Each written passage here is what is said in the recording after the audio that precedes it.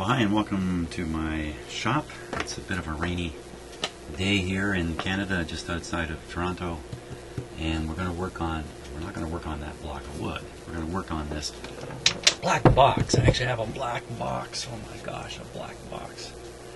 No, it's not just a black box. It's a tube tester. So, okay. What do you do if one day you wake up and suddenly you own a new tube tester? What do you do with that tube tester? Well, obviously we got to check it out a little bit here. So I don't know anything about this tube tester. Haven't done anything. Haven't done any research on it. Nothing at all. I'm starting just as cold as you are looking at it. So first of all, is the cord safe? It's stiffening up. Well, it looks okay. We'll just go over some of the controls on here. So here's a line adjust for compensating for your line voltage. So any good tube tester has one of these. Let's see, we've got basic sockets. 1, 2, 3, 4, 5, 6, 8 pins. And some unusual sockets here. There's the 9-pin miniature. Another unusual socket there.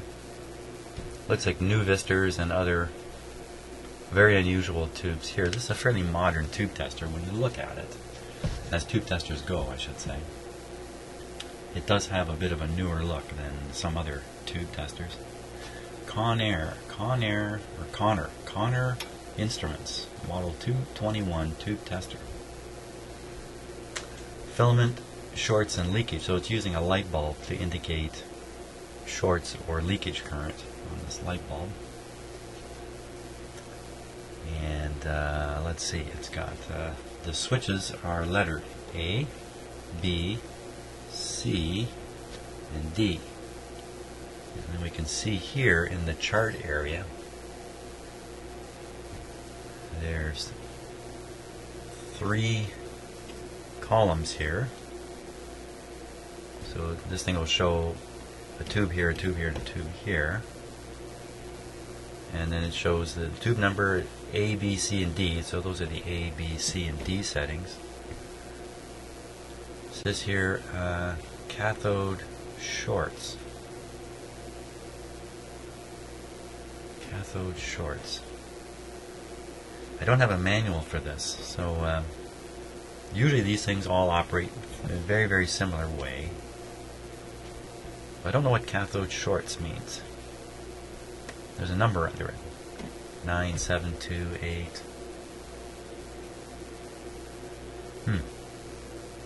Okay. Well, I'm not sure at all what that means. So, okay. Here's the button to push. It's missing its button top. So I push that to engage the test. And how do these switches work here? Obviously, there are 3 position switches. 1 to 12. Let's see, this says normal here. It says test along here. And at the top, these go up? Yeah, they go all the way up there. Top, doesn't, normal, test, and nothing. So I don't know what this top row is. Let's see if we can figure that out from looking at the test settings. Let's see. Oh boy. Okay, so this says ABC, A, B, C. C is these. C, for instance, for this tube, it just shows a number 1.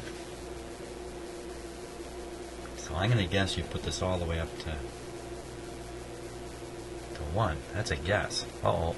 We might have to find a manual for this guy. And then test, I'm going to guess that you put these switches on test. So this one says, let's see, 4 and 10. So you'd go 4 and 10.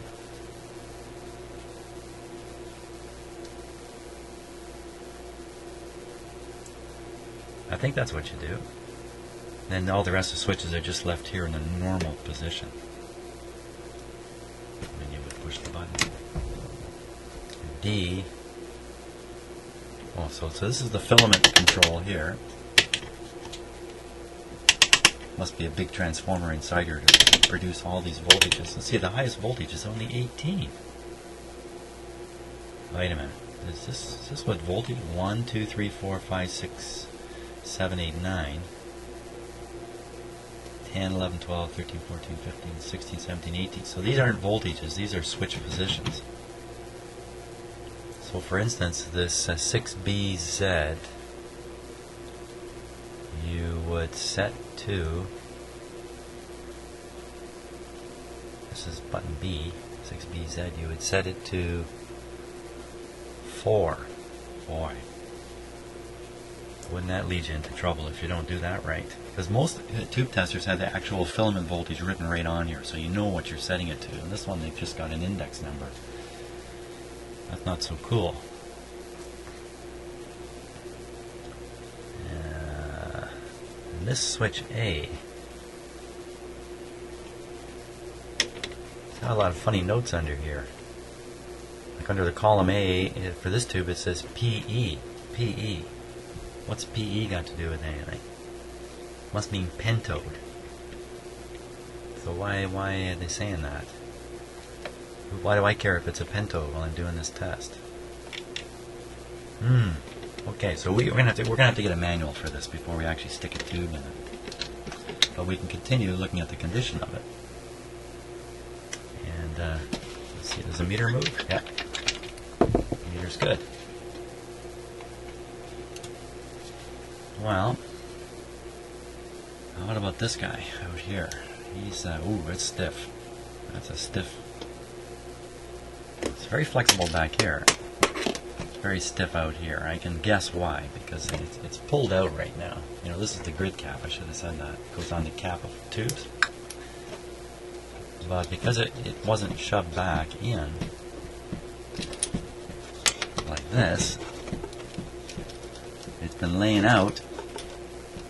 And I guess being outside here has been harder on the insulation than being inside. Inside under the case. And let's take a look under the case. Pick it up and see. Okay, so I can feel the weight is way up in here. So that's probably the big transformer. It might be bolted to the bottom of the... Doesn't feel like it. Pretty light. Really light.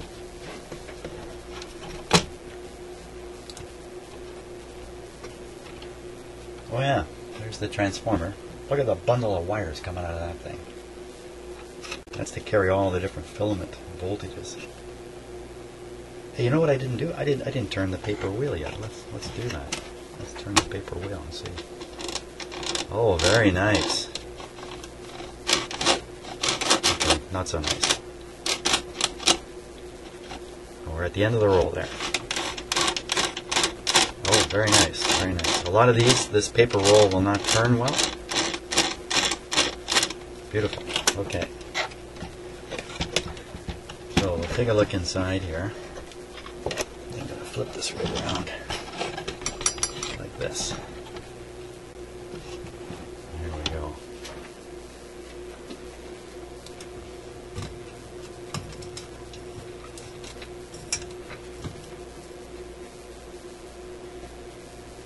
Okay, well, staring me right in the face right away is an empty fuse holder, kind of floating out here in space. Empty fuse holder. That's kind of curious. And I'm just looking over the parts here. First of all, you notice there's no vacuum tube inside here. Usually if you open up a tube tester, you find a vacuum tube inside. The vacuum tube is part of an oscillator circuit. And then the oscillator is, the signal coming from the oscillator is fed through the tube and rectified and measured. I imagine it's rectified and measured on the output. And that helps measure things like, I'm going to get these terms wrong, transconductance, conductance, and stuff like that. This one has no tube, has no oscillator, has no ability to do that. So this would be classed, I'm pretty sure, as what's called an emission tester. So the object of this particular unit, this tube tester, is just to apply controlled voltages to the tube. That results in a current flow through the tube. From previous testing when they were building this unit, they know that a particular tube with those particular settings will produce a certain emission or current flow through it. They're not operating the tube exactly the way it would operate in a radio or some piece of equipment. It's being operated just a little differently on here. But nevertheless, they get a number that relates to that tube when it's operating properly with the settings that they're applying to it. So I don't know if it's a calibrated test. We'll take a look at the meter in a moment, see if there's a calibration in it. Look at these switches, big. Look at that. All those are all those lever switches across here. And these are all the tube sockets. And as usual, there's a mass of wiring in here. So what are we going to do about that fuse deal? I wonder what size fuse it is. Where's my gold bars? Hey, wait! Hey, wait a minute. What's this? It's even more mysterious. It's a fuse. It's another one. Two fuses laying in the bottom. So I'm looking for another fuse holder in here. Now this fuse is right on the power line. Here's the power line coming in. It's right on the power line, so this is the power fuse. I wonder if this is the right one. That's a good question.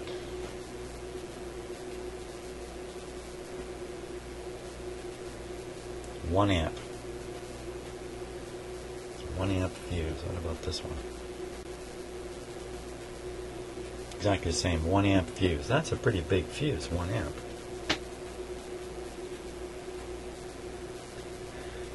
Let's stick it in. Again, I don't have the manual, so.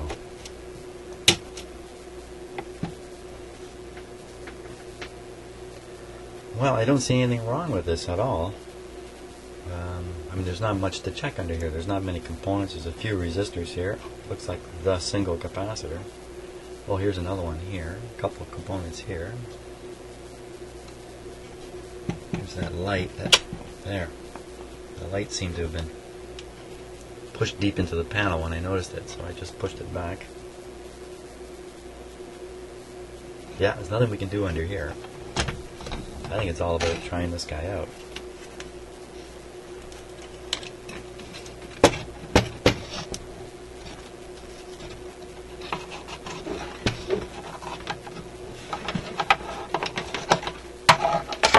I think I'm taking one twist out of these wires. So I'm putting this back.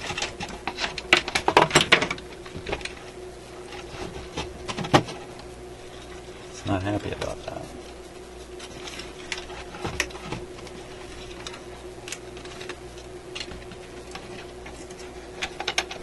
Those wires are all cloth covered. I got this out so easily.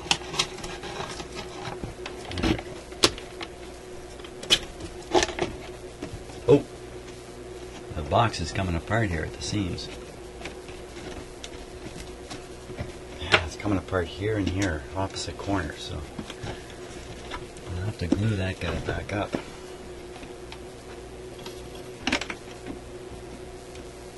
Okay, I gotta find a manual for this. Conar model 221. Let's see if I can do that. Okay, well, thank you, Mr. Internet, and in particular, thank you to all the people who take all the time to load stuff like this up on the internet and then offer it for free. So here it is. This is not so much the operating manual as it is the test data, same information that's on these charts. I've got on paper. I only printed one page because it's 26 pages of this stuff and I don't need it. I would keep it as a PDF file on my tablet if I really wanted access to it. But here is something that's really handy. Conar Tube Tester Condensed Operating Instructions. So I read through this. I won't read it out to you. I read through this, and there is a very, very specific process to go through with this tube tester, as there is with most. And I get the impression after reading this that if you don't follow this procedure exactly right, the tube tester is at risk of being damaged, and your tube is at risk of being damaged also. So you need to follow these steps. I think if you were to do 2 or 3 tubes, you'd get a hang of the steps. In my case, it would take 7 tubes before I get the hang of the steps. So we wouldn't make any mistakes. So we will go through and put a tube in and test it. The first thing it says is plug the tester into a commercial 120 volt AC line. Well, why not? I have one. In fact, mine has the overcurrent protection on it, so I don't have to be too scared. So where's the on-off switch on here?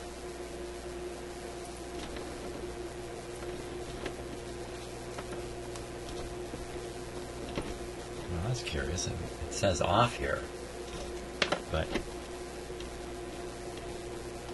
I don't know how much of an off that. There's no click or anything. Okay, we'll turn it to off. We'll apply restricted power. Just done that. There are 2 light bulbs I noticed down under here, so when the power comes on, we should see those lights. I don't see any lights now. Don't see the don't see the meter jumping. So we'll turn on now a little bit. Oh yeah, cool. I see the meter come right up to line adjust. So there we are. Now it's right on the line adjust. We might as well go ahead and test the tube here. Locate the tube to be tested in the tube data manual. Okay, I gotta find a tube. Shouldn't be too hard. I just acquired 400 of them. So here. Okay, so here's one. 5Y3 rectifier tube. 5Y3. This is the problem with these wheel charts. Is sometimes you got to do a lot of wheeling to find what you're after. 5Y3. There it is. Okay, so that's a double tube. It's actually 2 tubes in one. This is used for full wave rectification and power supplies. 5Y3. So, okay, locate the tube. I've located the tube. In the test tube data, I got it. Set the A, B, and D controls as indicated. Okay, so the A, well, it just says P there. Oh, wait a minute. Ah, these columns aren't lined up as well as you'd like them to be. Ah, it's very curious how they've done this, but anyway. So I believe for a 5Y3, this will be set to 4, and that's where it is. So that's the A. The B will be set to 7. 7. So this makes me nervous. I set it to 7. I'd like to set it to 5 volts. I'm setting it to 7, just a number. Don't like that. C, you set to 2. Huh? What? Set the A, B, and D controls. Okay, so don't set the C, set the D. The D should be 14. Okay, so that's 14. Go ahead and insert the tube into the proper socket. Now, all these are down. So the proper socket for this guy is that one. I'm watching to see if it's heating up. I don't see any heating up going on.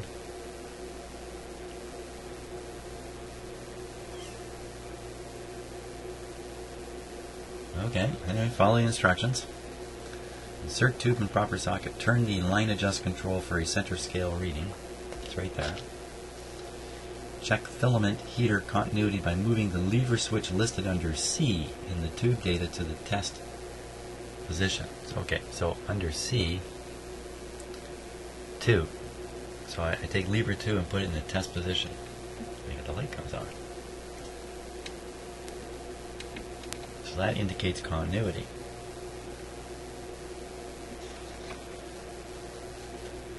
The lamp must light if the filament is good. If the lamp lights, place the lever switch in the C position and readjust. Oh, see, so this is going to turn on the power. Oh, did you see the lights flicker there? What was that about? How come it flickered twice?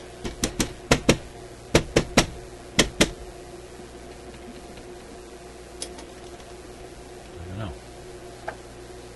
Okay, but we're still in the proper line adjust setting.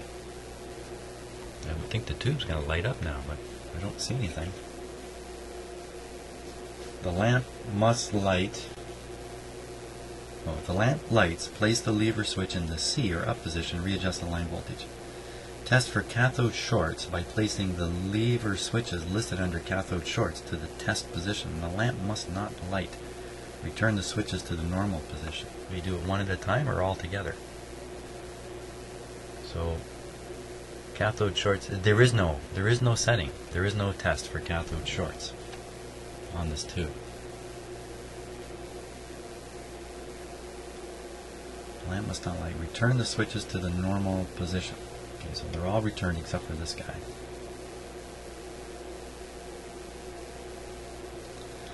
Test for element continuity by placing the lever switches listed under continuity test. If there is one, there isn't a continuity test on this one. So I think these instructions are for 3 different models of tube tester. This is the lower model. It doesn't have that. Place each lever switch indicated in the test column in the test position. The lamp must not light for any of these switches. Leave all switches in the test position. Okay, so to test the 5Y3, it's just lever 4 into the test position. And the lamp must not light, and it did not.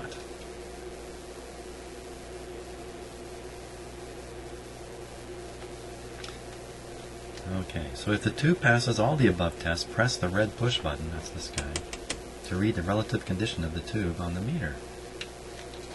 Well, I don't see that this ever heated. Oh, you see the dip?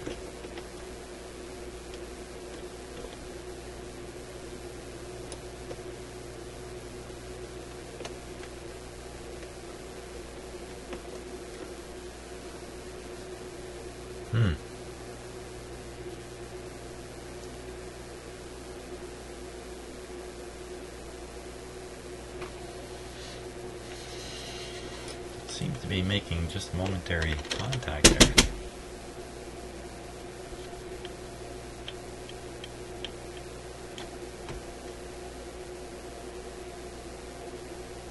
Uh-oh. Not a good sign.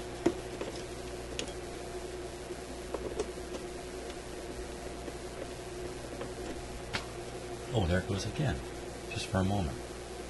Okay, let's try a different tube. Maybe I got a miniature tube here. Let me grab a miniature tube.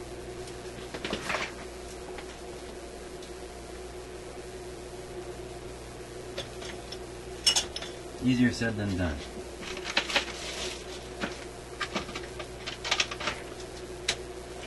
Okay, what did I grab? Looks like an 86 to me.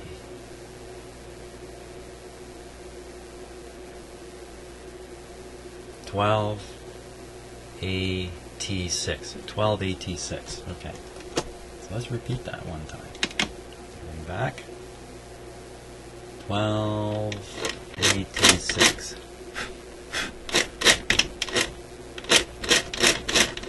Open 12s come here. I don't think they will. Must be over here.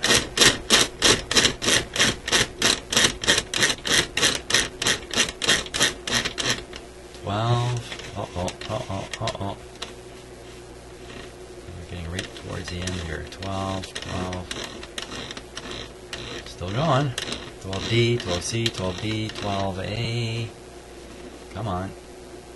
TUT, 1286. There it is.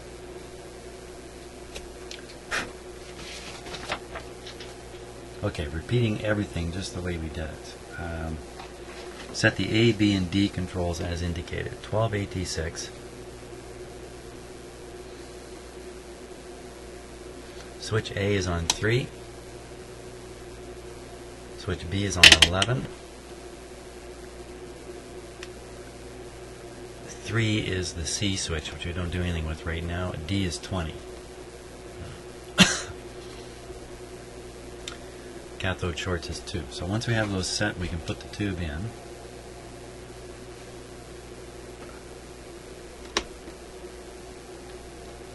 I did not see any dip in the power again.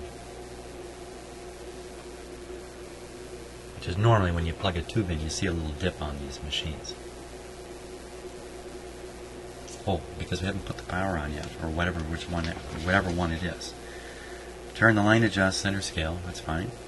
Check filament, moving switch under C. 3. Test, brings it on. Continuity is good. There, I saw the dip. I saw it on the meter too. So we're heating this tube now. Okay, that's going a little better. Don't know what was going on with the last tube.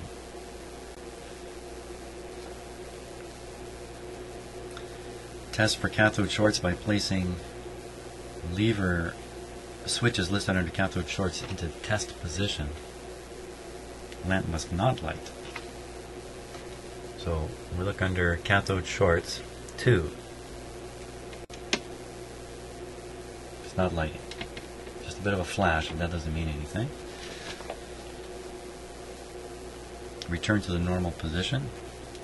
Test for element continuity by placing the lever switches listed under continuity test. There is no continuity test.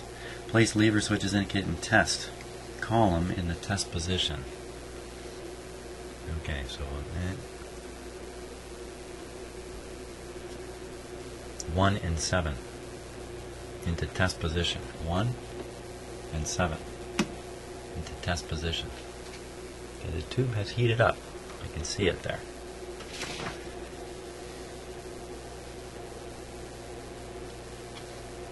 Lamp must not light, which it did not light. Tube passes everything.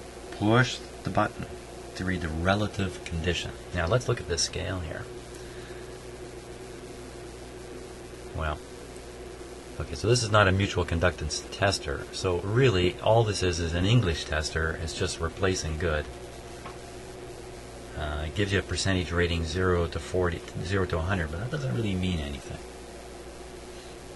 I think we're ready to push the button though. Let's push it. Here we go. That's good. Oh, I think what we're testing is the tester itself, so I think this guy's working. Although I don't know what happened with the last tube. Well, that's great.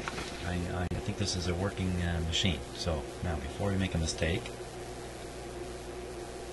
let's turn off the heater. Turn off those. Pull out our little 12AT6. There it is. Turn this off. Well, excellent. I'm quite reassured that this is a working tube tester. Now, as I said before, it's kind of a simple one. It's an emissions tester.